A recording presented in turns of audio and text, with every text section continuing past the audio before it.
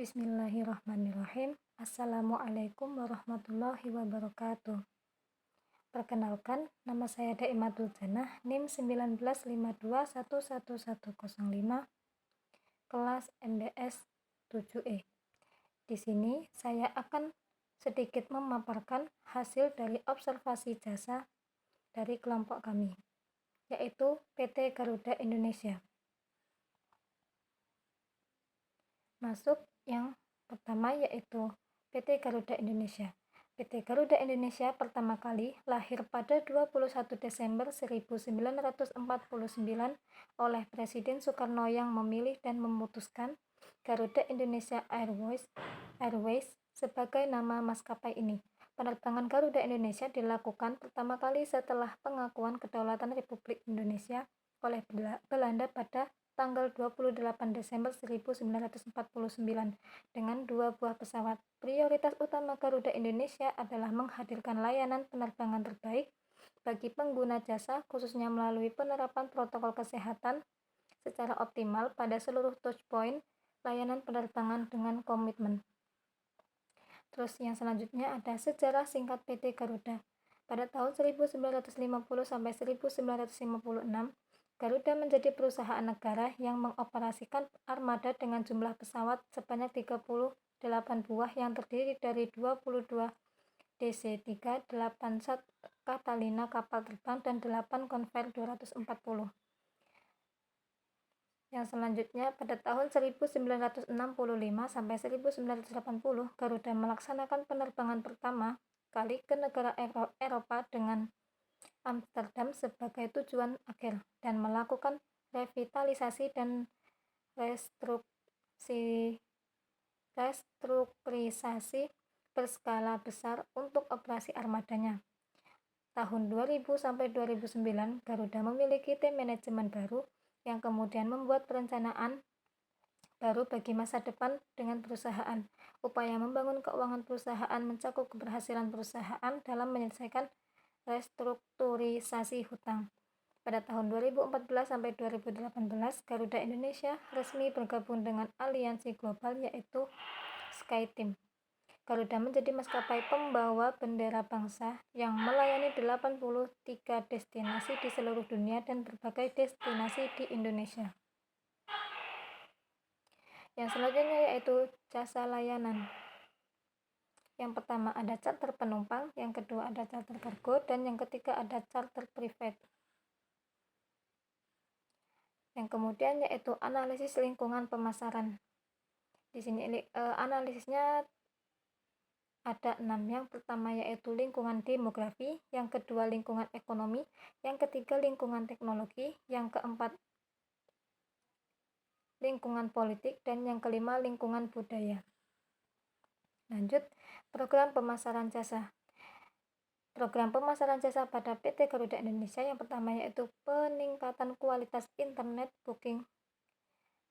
2. Peningkatan penjualan berdasarkan segmen pasar. Ketiga, pengembangan customer relationship management. 4. Promosi melalui digital, media sosial, dan langsung. Yang kelima, strategi pemasaran melalui travel fair. Yang keenam, strategi pemasaran melalui mitra corporate and travel agent. Yang selanjutnya yaitu relationship marketing. Pada PT Garuda Indonesia yang pertama yaitu memenuhi seluruh komitmen kepada pelanggan. Yang kedua, memberikan layanan optimal dengan tidak membedakan pelanggan. Yang ketiga, memberikan kemudahan akses pemesanan dan transaksi layanan. Yang keempat, memberikan kemudahan dan kenyamanan bagi pelanggan dalam layanan laporan kesiapan untuk terbang. Yang kelima, ketetapan dan kelengkapan layanan jasa angkutan barang. Yang keenam, memastikan penumpang beserta bagasinya dalam keadaan aman. Yang ketujuh, menjaga kerahasiaan informasi pelanggan. Yang kedelapan, memberikan informasi yang relevan dan akurat kepada pelanggan. Dan yang terakhir yaitu berterima kasih terhadap saran dan kritik pelanggan. Yang selanjutnya yaitu aspek sumber daya manusia. Adapun aspek sumber daya manusia yang ada pada PT Garuda Indonesia yaitu Human Capital Management sebagai partner dalam pengembangan bisnis. 3 pilar utama yang mendasari strategi human capital dan proses pengelolaan sumber daya manusia itu sendiri. Yang selanjutnya yaitu aspek pemasaran. Strategi pemasaran yang digunakan pada PT Garuda Indonesia difokuskan untuk membangun kepercayaan dan rasa aman dan nyaman bagi pelanggan dengan menggunakan 4 strategi utama. Yang pertama yaitu Bridge Truth, Fear in Perspective, Inspire People to Travel, Influence People to Fly. Yang selanjutnya yaitu manajemen kualitas jasa.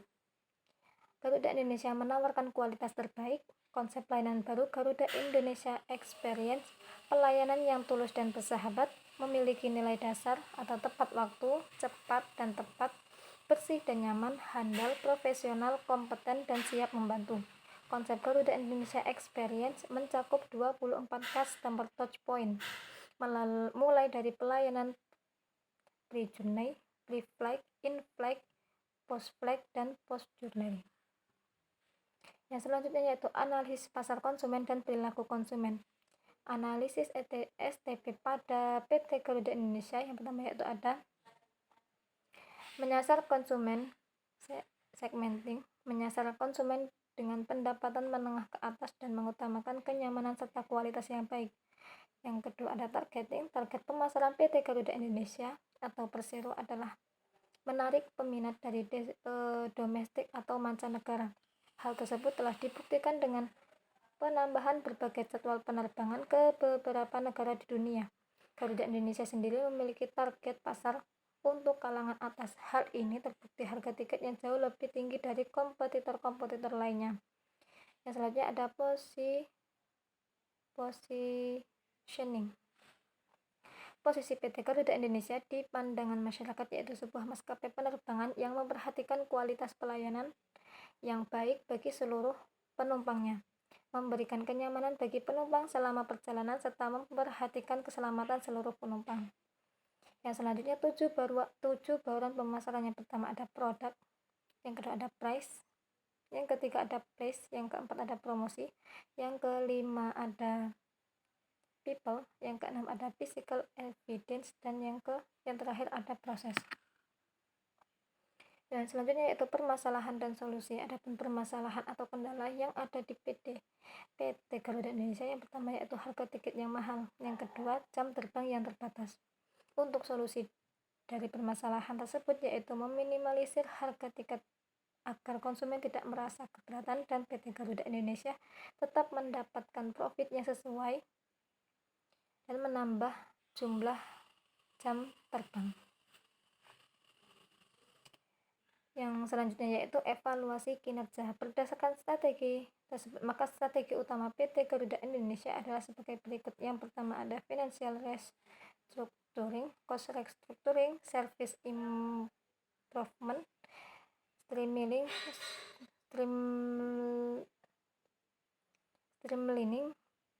business process. Mungkin cukup sekian hasil observasi jasa manajemen jasa dari kelompok kami. Kurang lebihnya saya mohon maaf. Wassalamualaikum warahmatullahi wabarakatuh.